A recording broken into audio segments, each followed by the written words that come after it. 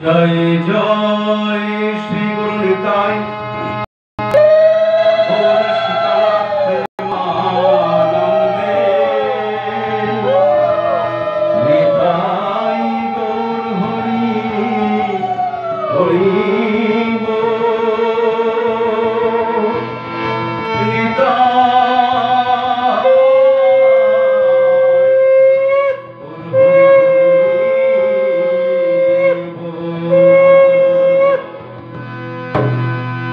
নমো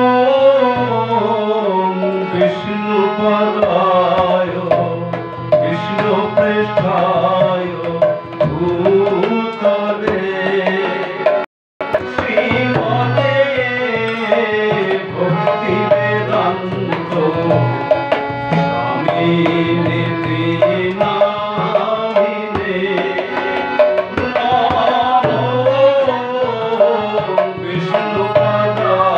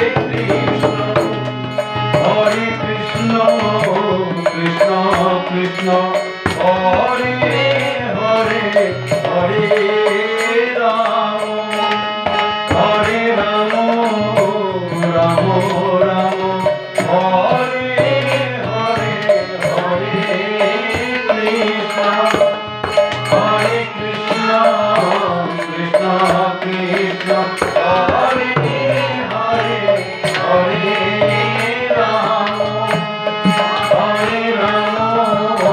राम राम हरे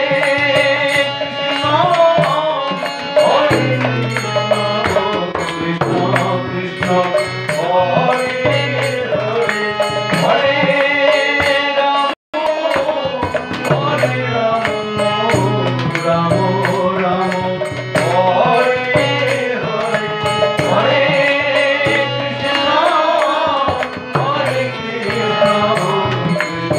कृष्ण हरे हरे हरे राम राम हरे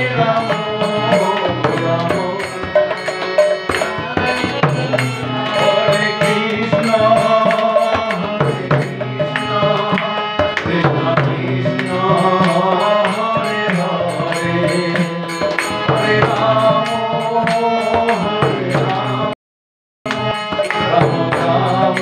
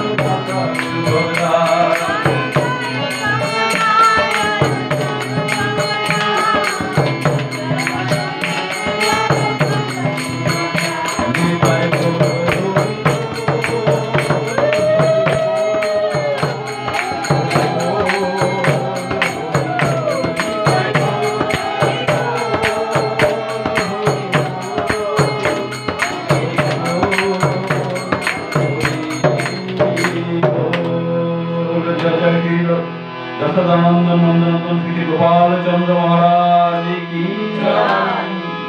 भक्ति प्रदान तुलसी महारानी की निताई गौर सीतानाथ प्रेमानंदे आज के भागवत पाठ अनुष्ठान की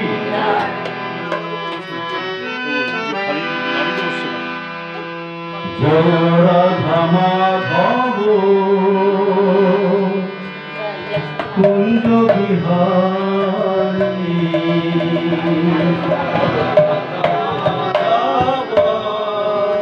कुंज बिहारी जय राधा माधव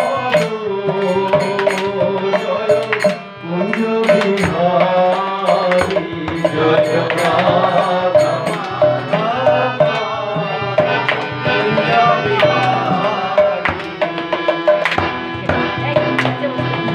कुंज बिहारी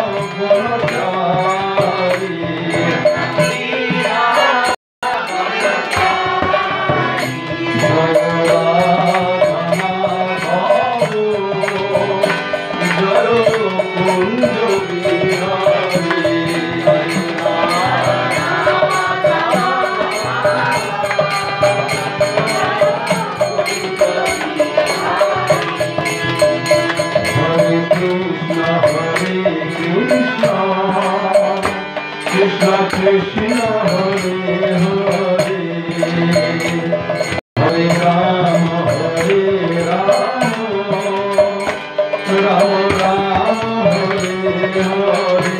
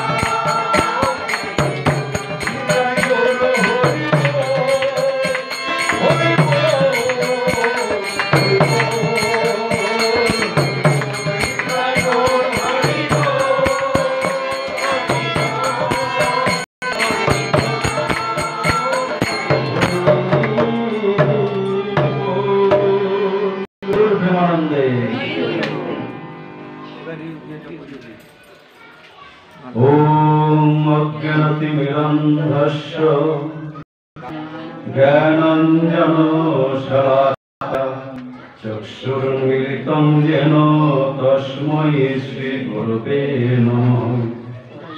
श्रीचैतन्यमनोभीष्टं स्थापितं येन भूतले स्वयं रूपं मह्यं ददाति स्वपदं।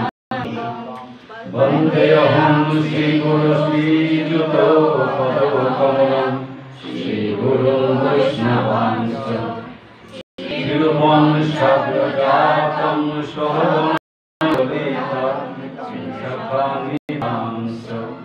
नमो विष्णुपादाय कृष्णप्रेष्ठाय भूतले श्रीमते भक्तिवेदान्त स्वामिनिति नामिने।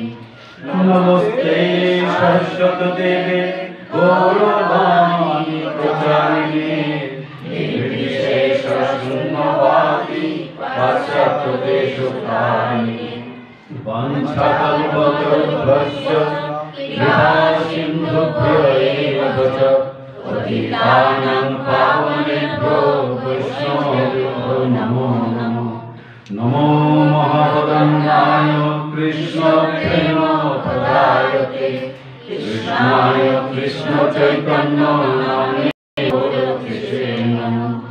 हे कृष्ण करुणा सिन्धु दीनबन्धु जगत्पते गोपेश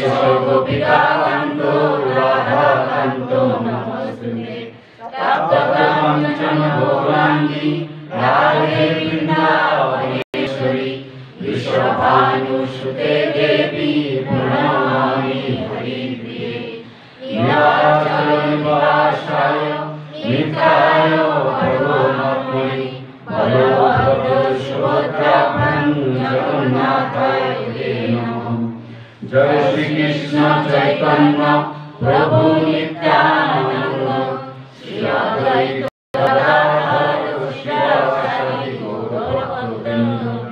हरे कृष्णा कृष्णा कृष्णा हरे हरे हरे राम राम राम हरे हरे।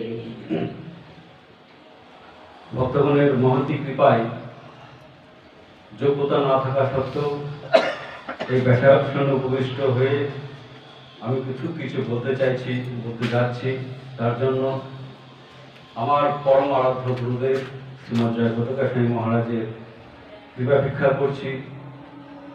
আমাদের সর্বস্বামী সহ সমস্ত বৈষ্ণবগণের কৃপা ভিক্ষা করছি এবং সর্বোপরি ব্যাসদেব দেবী সরস্বতী আমি তাদের কৃপা ভিক্ষা করছি। নারায়ণং নমস্কৃত্যং নরং চৈব নরোত্তমং দেবীং সরস্বতী ব্যাসং ততো জয়মুদীরয়ে।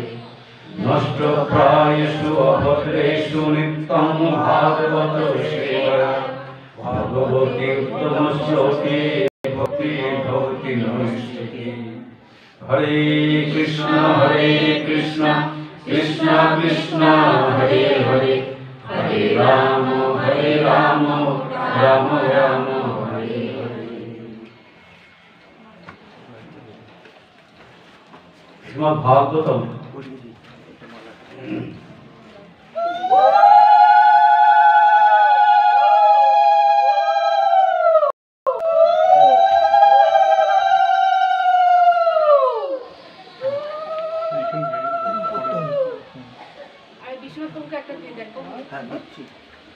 চারটে শব্দ ভাগবত।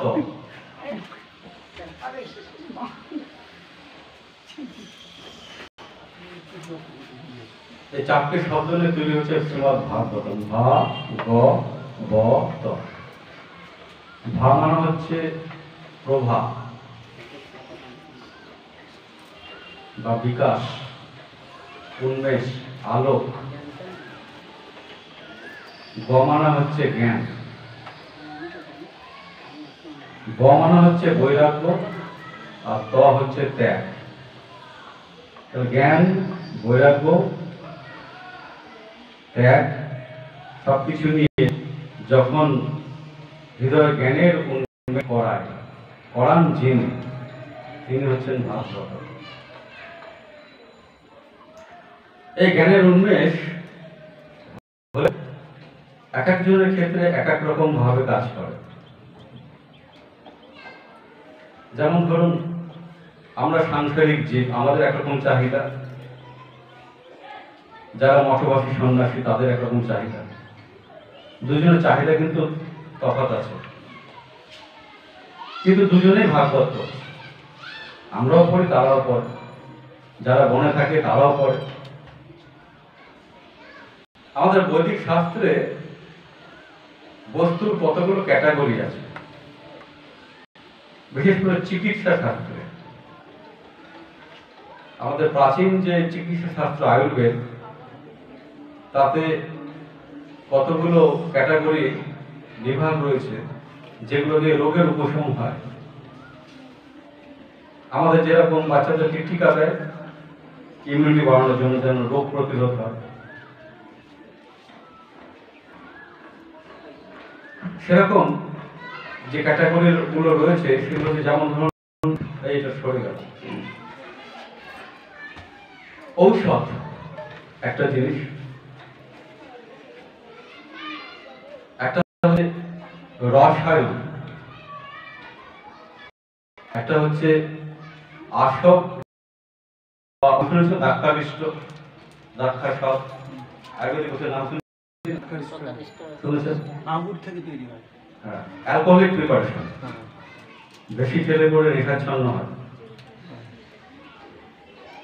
আরেকটা হচ্ছে অমৃত। অমৃত আমরা জানি। তো শ্রীমদ্ ভাগবতম এক একজনের কাছে, কারো কাছে ঔষধ, কারো কাছে রসায়ন, কারো কাছে আশ্ববরিষ্ঠ, আবার কারো কাছে অমৃত। ওষুধ মানে হচ্ছে ইমিডিয়েট, অসুখ হয়েছে তার প্রতিকার হবে। রসায়ন মানে হচ্ছে যেমন টিকা দিই, প্রিভেন্টিভ,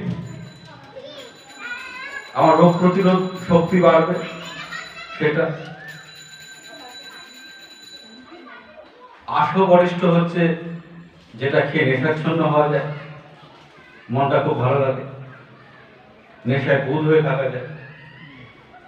আর অমৃত মানে হচ্ছে যেটা খেলে অমর হয়ে যাওয়া যায়, মৃত্যু হবে। এই অমৃত শব্দটা নিয়ে আমি ভাবতে ভাবতে আবিষ্কার করলাম যে বলে অশ্বত্থামা নাকি বেঁচে আছে, অমর হয়ে গেছে, বিভীষণ অমর হয়ে গেছে, ঋষি মার্কেন্ড অমর হয়েছে, কোথায় আছে কে জানে। এরকম গল্প শোনা যায়। নীলগিরি পর্বতে পরশুরামকে দেখা যায়, তিনি অমর। এটা ভাবতে ভাবতে আমার মনে হলো যে অমরটা কিছু না, আত্মা তো অমর। যদি কেউ না জন্মা সে তো অমর হয়ে গেল, তাই না? তার মানে যদি আমার জন্মটা বন্ধ করে দেওয়া যায় তাহলে আমি অমর হয়ে গেলাম, আর তো মরতে হবে না। তার মানে সেই জিনিসটা, সেই বস্তুটা আমি কোনোভাবে পেয়ে যাই আর যদি পান করি, আমাকে জন্মাতে হবে না। সেটাই হচ্ছে অমৃত, যেটা খেলে পরে অমরত্ব লাভ করা যায়। তাহলে এই যে চারটে জিনিস, ঔষধ, রসায়ন, তারপর কি বললাম আশ্ববরিষ্ঠ, আর একটা বললাম অমৃত, কাদের কাদের জন্য? সুখদেব গোস্বামী মহারাজ ভাগবত শুনিয়েছেন গঙ্গার তীরে পরীক্ষিত মহারাজকে। তিনি কে ছিলেন? ভবরোগী, রোগীর জন্য তো মেডিসিন দরকার। তাই তিনি যখন ভাগবত শুনছেন, তিনি ভবরোগী, তার ক্ষেত্রে শ্রীমদ্ ভাগবতম হচ্ছে ঔষধ। আর আমাদের দরকার তো মহৌষধ।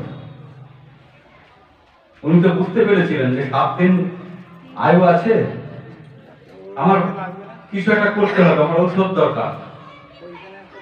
এবং তিনি ভাগবত 7 দিন প্রিপেয়ার হয়ে থাকলেন, শুনলেন। তার ক্ষেত্রে শ্রীমদ্ ভাগবতম ঔষধ রূপে কাজ করবে। এরকম অনেকে আছেন যারা ভবরোগী ঠিক নয়। আমরা যদি ভবরোগী হই, আমাদের নেতা হচ্ছে পরীক্ষিত মহারাজ, সবার প্রথমে আছে। কিন্তু এমন কেউ আছে যারা ভবরোগী না, আমাদের জন্য তারা আসে, কিন্তু তারা ভাগবত হওয়ার জন্য, রোগ প্রিভেনশন। কেন? গ্রাম্য কথা না বলিবে, গ্রাম্য কথা না শুনিবে, এগুলোর মধ্যে দিয়ে অসুখ ঢোকে ভেতরে, মনোরোগ। আমরা বিষয়ের প্রতি আকৃষ্ট হয়ে পড়ি, তাই না? তো এরকম আছে যারা আকৃষ্ট নয় বিষয়ের প্রতি, কিন্তু তারা যাতে কখনো আকৃষ্ট না হয়, আরো বলশালী হয়ে আরো ভালো করে ভজন সাধন করতে পারে, তাদের জন্য হচ্ছে কারণ। যেমন সুত গোস্বামী, শৌনকাদি ঋষিগণ, কি না? আসব মানে ওটা খেয়ে নেশাচ্ছন্ন হওয়া যায়। পরমহংস সুখদেব গোস্বামীর কাছে শ্রীমদ্ ভাগবতম হচ্ছে মদের মতো। তিনি বলছেন নেশায় চুর হয়ে রয়েছেন, তার কাছে শ্রীমদ্ ভাগবতম আশ্ববরিষ্ঠের মতো কাজ করছেন। বাকি থাকলো অমৃত। যাদের কাছে অমৃত তারা বলেই গেছে অমৃত। তব কথামৃতম তপ্ত জীব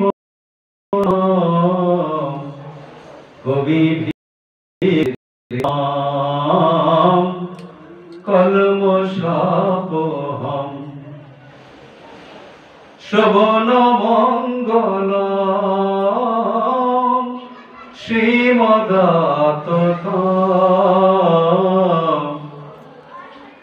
ভুবি গৃণন্তি ভূরিদা জনা তব কথামৃতম তপ্ত জীবন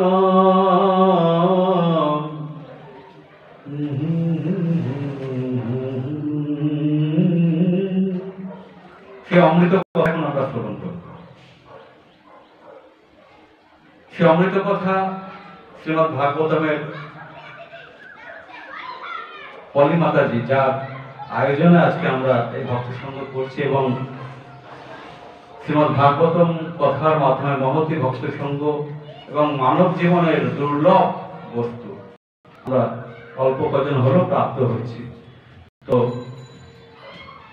পলি মাতাজির জন্য সবাই মিলে একটা হরি বল হরি বল হরি বল। উনি ওই যে জোর করে জলে নেমে পড়ার একটা ব্যাপার থাকে, অনেকে জলে নামতে সাহস পায় না, উনি খুব সাহসী, এটা বলতেই হবে।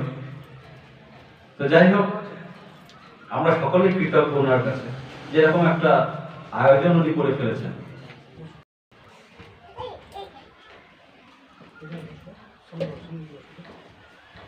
শ্রীমদ্ ভাগবতমের মাতাজি যেখানে আমাকে বলতে আদেশ করেছেন কুন্তী দেবীর স্তুতি।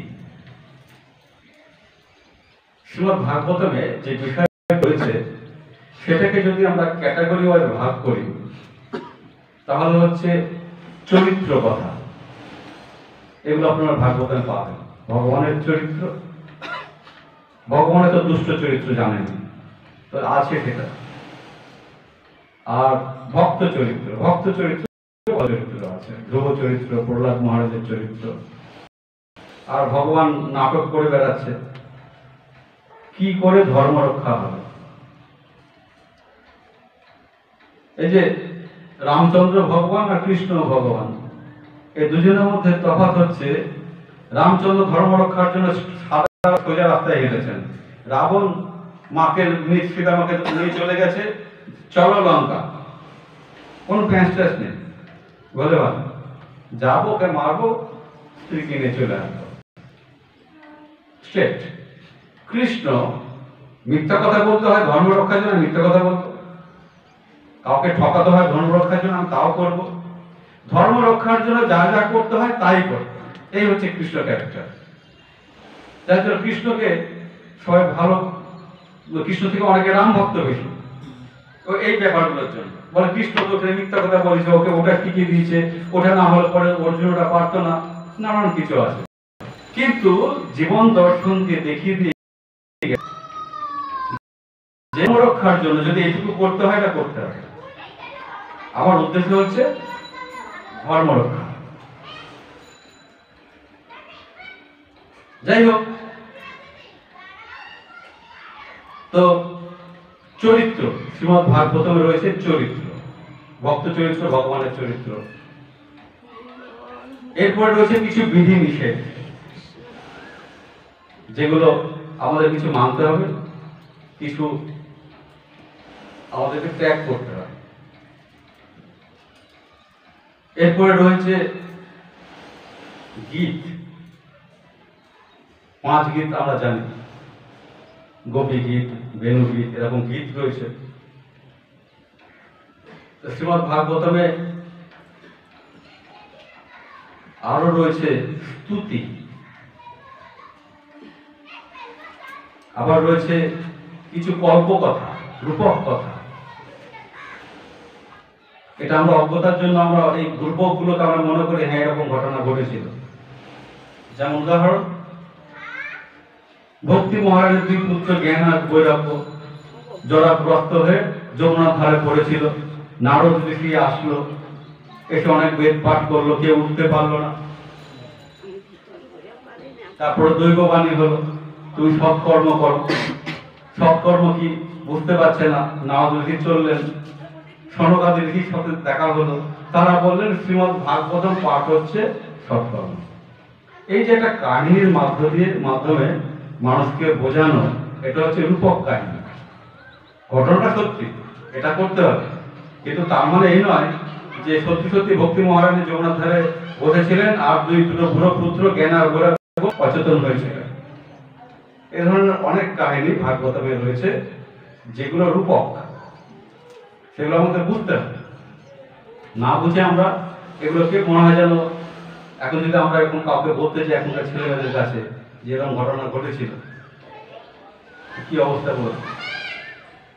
আর হচ্ছে স্তুতি, যেমন বিশ্বদেবের স্তুতি, মাতা কুন্তির স্তুতি, এরকম অনেক স্তুতি আছে। তো আজকে মাতাজি বলেছে আমাকে কুন্তি দেবীর স্তুতি বলতে। কুন্তি দেবীর স্তুতিতে আমি এটা পড়ে দেখলাম 26টা শ্লোক আছে। এই শ্লোক 26টা যদি ভালো করে বোঝা যায়, গোটা ভাগবতম পড়ার দরকার হয় না। বোঝাটা খুব কঠিন, এমনি শুধু অর্থ করে গেলে মনে হবে এই কি আর আছে, জানা কথা সব বলছে, আমরা সব জানি এগুলো। কিন্তু তার অন্তর্নিহিত যে বিষয়গুলো আমি যতটুকু উপলব্ধি স্তরে এসেছি, গুরু বরাঙ্গের কৃপায়, বৈষ্ণবের কৃপায় যতটুকু জানতে পেরেছি আমি বলার চেষ্টা করি। বিষয়টা এরকম, মহাভারতের যুদ্ধ শেষ হয়েছে।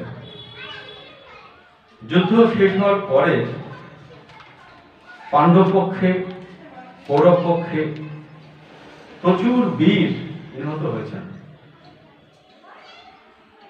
আমরা জানি পাণ্ডব কুলকে শেষ করে দেওয়ার জন্য যুদ্ধ শেষ হয়ে যাওয়ার পরে দুর্যোধন তারপরে অশ্বত্থামা নিদ্রিত অবস্থায় দ্রৌপদীর 5 পুত্রকে হত্যা করেছিলেন, কিন্তু তিনি ভেবেছিলেন পঞ্চ পাণ্ডব শুয়ে আছে। এরকম অবস্থায় চারিদিকে একটা কান্নার রোল চলছে, কান্না থামেনি। কি কৌরব পক্ষ কি পাণ্ডব পক্ষ, উভয় পক্ষেরই ক্ষতি হয়েছে প্রচুর। এই মতো অবস্থায় প্রচুর যারা পূর্বজ বয়োজ্যেষ্ঠ যারা পরলোক গমন করেছেন, তাদের আত্মা তৃপ্তি কি করে হবে এই নিয়ে কথাবার্তা চলছে। যুদ্ধের পরে গান্ধারী, ধৃতরাষ্ট্র এবং পাণ্ডব পক্ষের মাতা কুন্তি, পঞ্চপাণ্ডব সবাই এক জায়গায় বসেছেন। বসার পরে তারা ঠিক করলেন যে আমরা সবাই মিলে গঙ্গার তীরে গিয়ে আমরা পূর্বপুরুষদের জলতর্পণ করব। এই জলতর্পণ করার জন্য সকলে সমাগম হয়েছেন গঙ্গার তীরে, এবং আলটিমেটলি যখন ফিরে আসলেন, ফিরে আসার পরে যুধিষ্ঠিরকে রাজসিংহাসনে বসানো হয়েছে। রাজসিংহাসনে বসানোর পরে রাজকীয় যজ্ঞ, অশ্বমেধ যজ্ঞ এগুলো সব হয়েছে। হওয়ার পরে কৃষ্ণ মনে মনে ভাবছেন যে আমার তো এবার কাজ শেষ,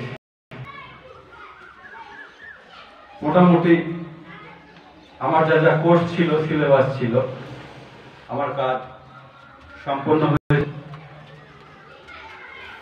তো এবার আমি দ্বারকায় ফিরে যেতে পারি। এমত অবস্থায় যখন কৃষ্ণ দ্বারকা ফিরে যাওয়ার জন্য রথে উঠছেন,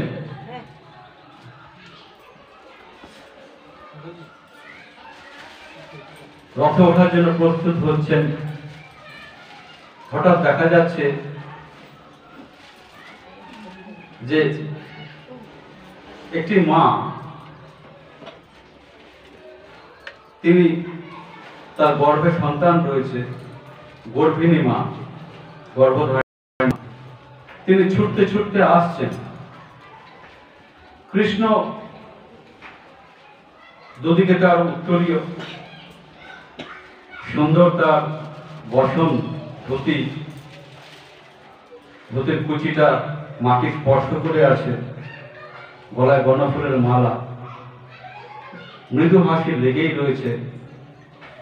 একটা পা রথে উঠেছে আর একটা পা ভূমিতে, এরকম অবস্থায় একজন মাতা দৌড়ে আস্তে আস্তে কৃষ্ণের পায়ের কাছে এসে পড়লেন।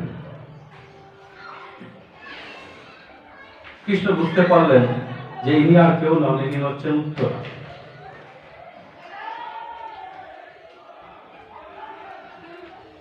কৃষ্ণ বললেন, উত্তরা কি হয়েছে তোমার, ওঠো। উত্তরা কোন রকমে মাথাটা তুলে কৃষ্ণের কাছে, চরণের কাছে আরেকটু এগিয়ে এসে বলছেন, পাহি পাহি মহাযোগিন দেব দেব জগৎপতে, নান্নাং তৎ অভয়ং পশ্যে যত্র মৃত্যু পরস্পরং,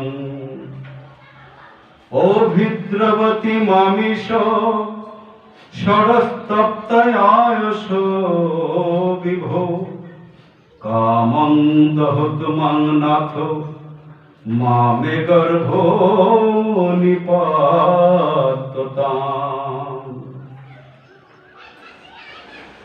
হে দেবাদিদেব, হে মহাযোগিন, হে জগন্নাথ, আমাকে রক্ষা করো। তুমি বিনা আমার আর নির্ভয় স্থান নেই। এই জগতে সকলেই পরস্পর পরস্পরের মৃত্যুর কারণ।